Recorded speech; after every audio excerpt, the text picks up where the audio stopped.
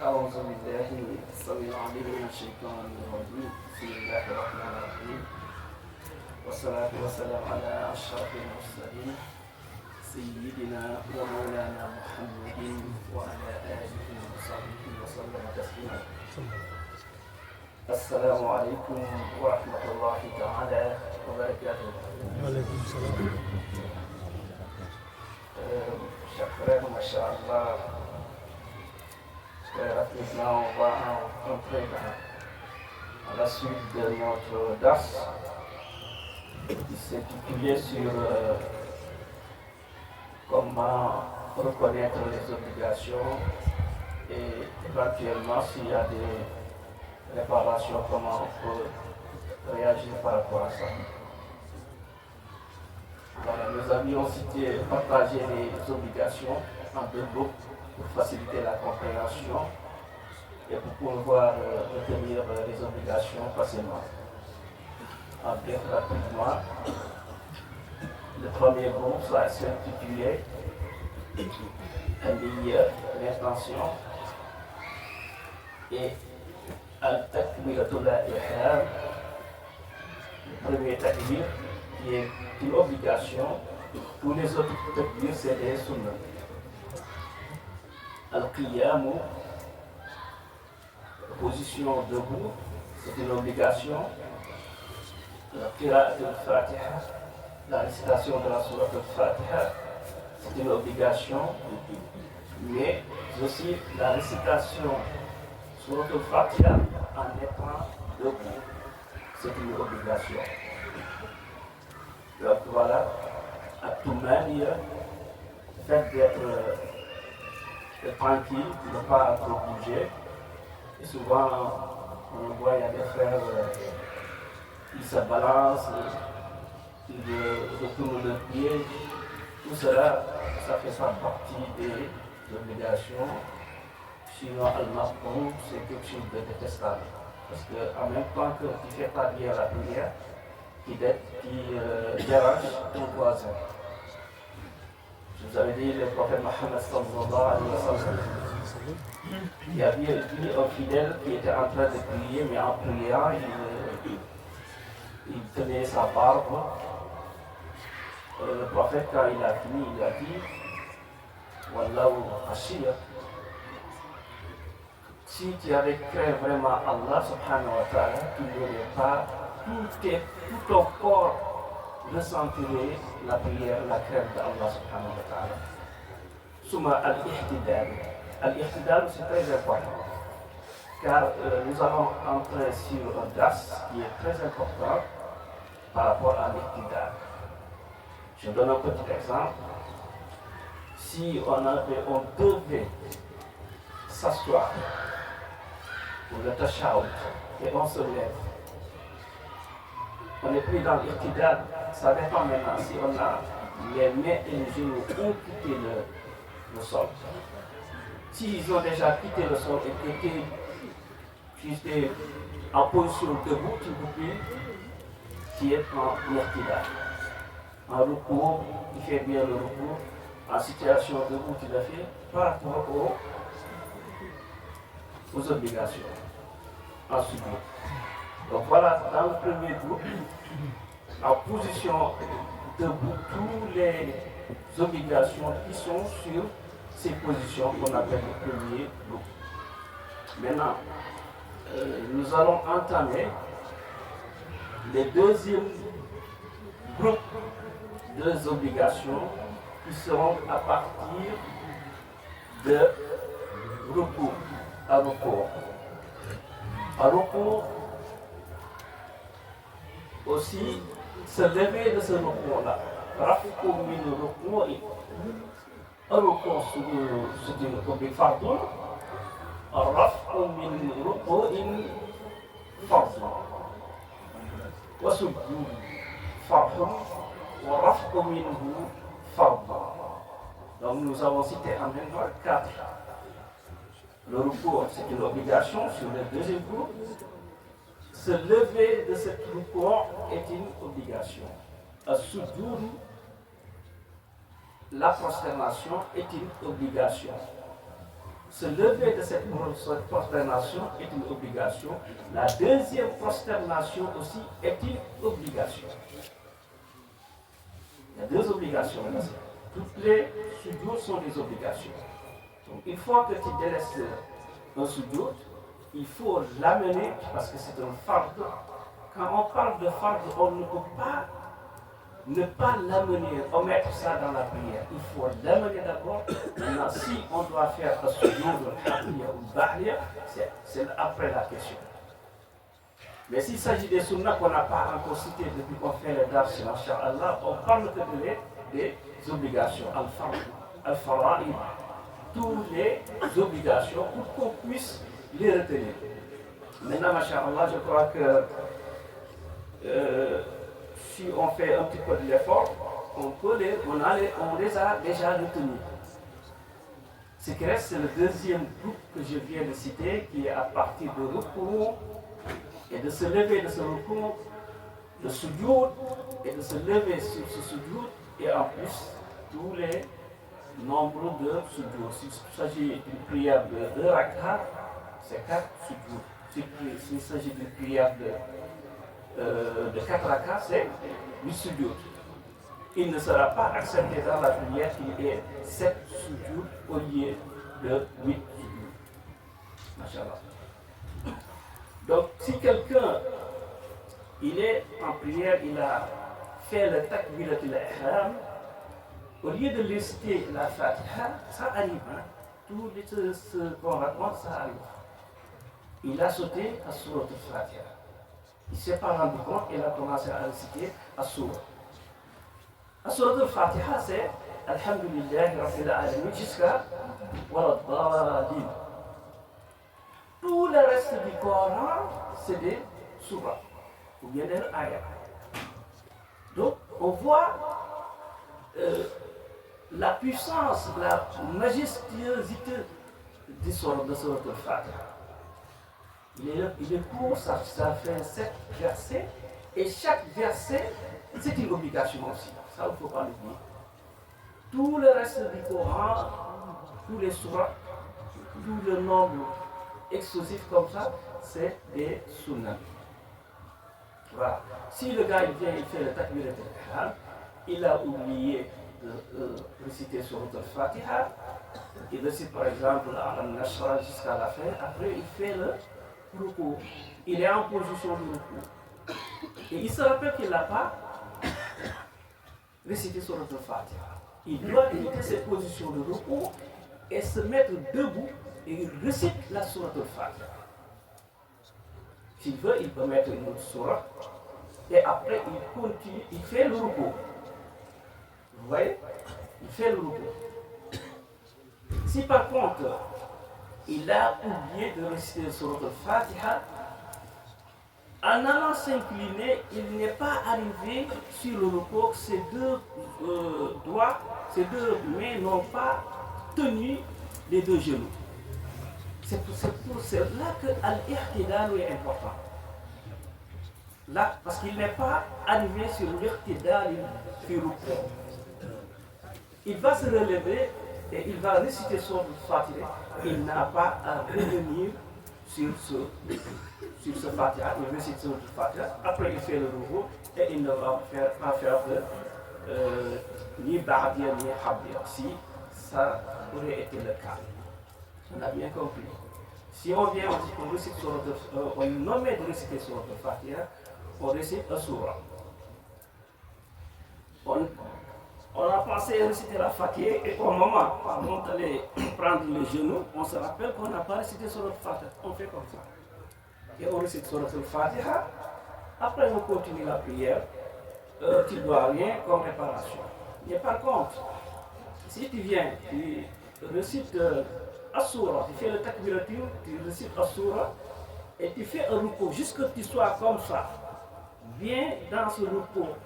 Ou bien même tu as commencé à faire des tasbih ou bien des subhanallah comme ça, et tu te rappelles que tu n'as pas fait réciter Fatiha, tu dois quitter cette position, tu récites sur le Fatiha.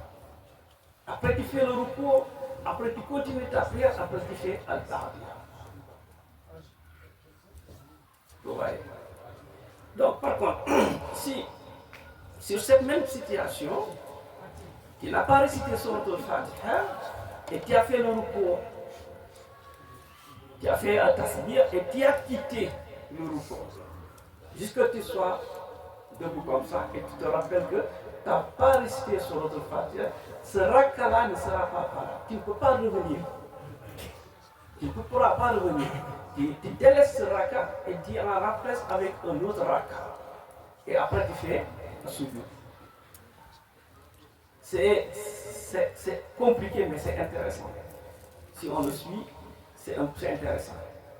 Voilà. Par contre, on n'a que parlé de Sourate al-Fatiha. Mais si par contre, on a oublié As-Surah, on a listé Sourate al-Fatiha. Et après Sourate al-Fatiha, on a fait le recours. Et quand on a fait le recours, on se rappelle qu'on n'a pas récité As-Surah. On ne doit pas revenir. Pourquoi? Pourquoi? Parce que on ne doit pas délaisser un fardu du sunna. On ne doit pas mettre au devant une sunna pour une obligation. Et là, on ne revient pas sur cela. On continue la prière. Si c'est deux, parce que naturellement, des fois, si on le fait, on a laissé la position debout quand on récite un surah qui est sur les sunnah. On a laissé deux sunnah. On a laissé la position debout de la récitation de la surah et on a laissé la surah. C'est pour ça il faut après, Inch'Allah, si on peut arriver à la maison, on essaie de faire. Même moi qui le dis comme ça, je peux faire des erreurs. Mais machallah, j'espère que jusque-là, ça va. Voilà. Donc l'écriture, qu'est-ce qu'elle dit?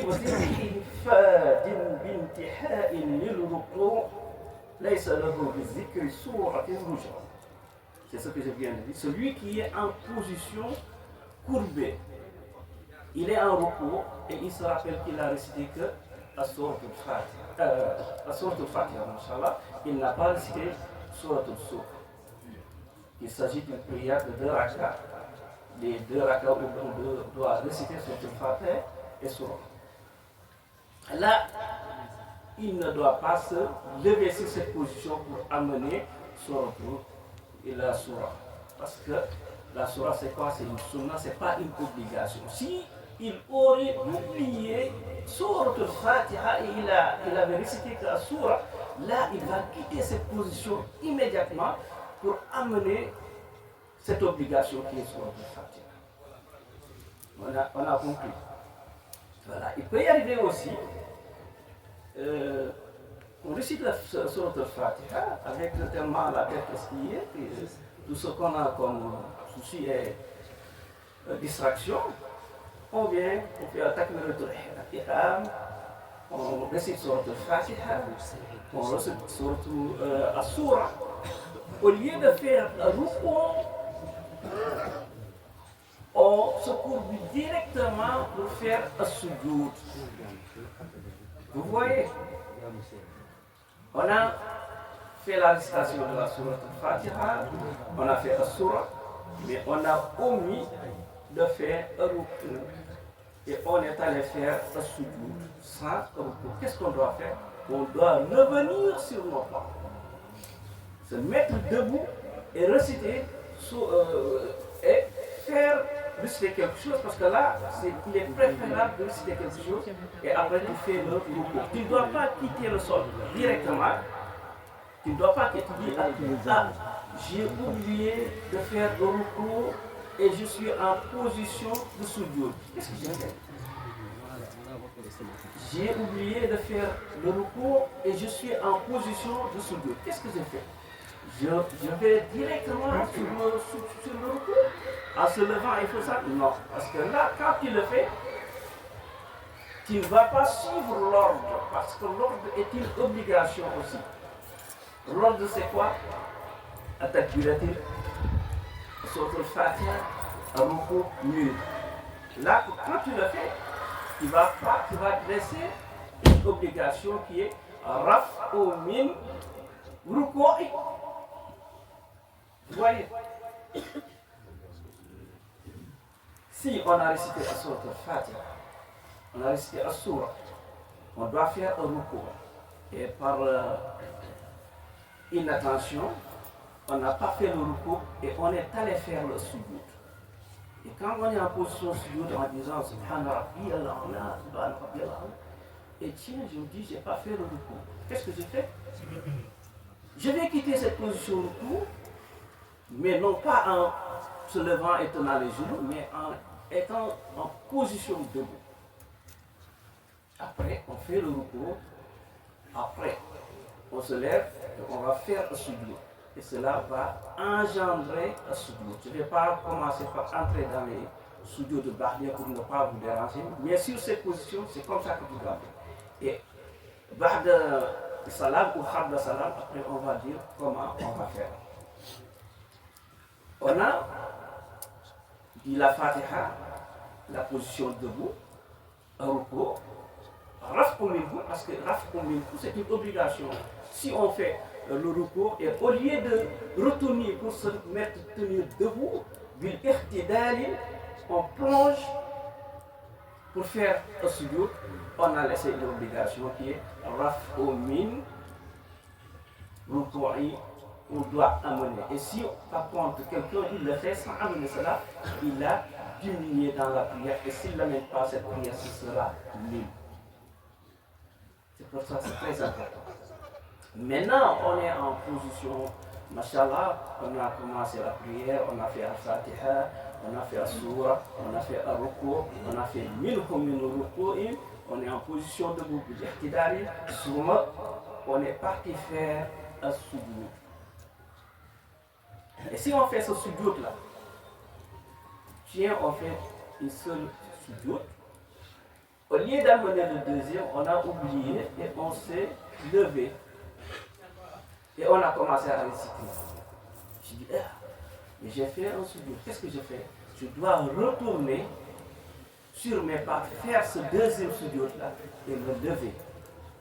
Pourquoi? Parce qu'on ne doit pas sauter ce sujoud. Mais par contre, si on a récité la sourate al-Fatiha jusqu'à la fin, on a récité sourate al-Soura qui vient après la sourate al-Fatiha, et on est en position, on a pris le ruku' comme ça, et qu'on a quitté le ruku', là on ne peut plus retourner sur ce sujoud parce que ce raka là est cloué. Ce raka est fermé, on ne peut plus revenir sur ça. Qu'est-ce qu'on peut faire? On délaisse ce raka là et on continue la prière, après on la remplace avec une autre raka. Vous voyez, la théorie, elle est, si on le comprend, après ça va être très facile quand on va revenir sur les Ba'diya. Inch'Allah, je fais un petit rappel pour nous retenir. Hein. On est en prière, on vient, on fait takbiratul.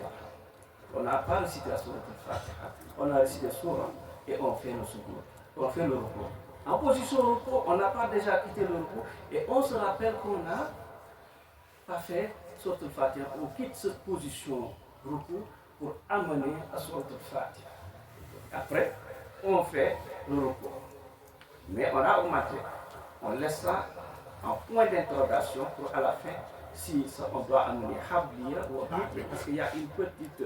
Il y a dans des cas où il y a deux jugements. C'est pour ça que je n'ai pas commencé sur les Habdiya et Ba'diya. C'est comme ça qu'on doit faire. Maintenant, on a récité sourate al-Fatiha, on a récité Soura. On a fait le ruku'. On a oublié de faire le ruku' et on est allé directement faire le sujoud. On a sauté un ruku'. Qu'est-ce qu'on fait?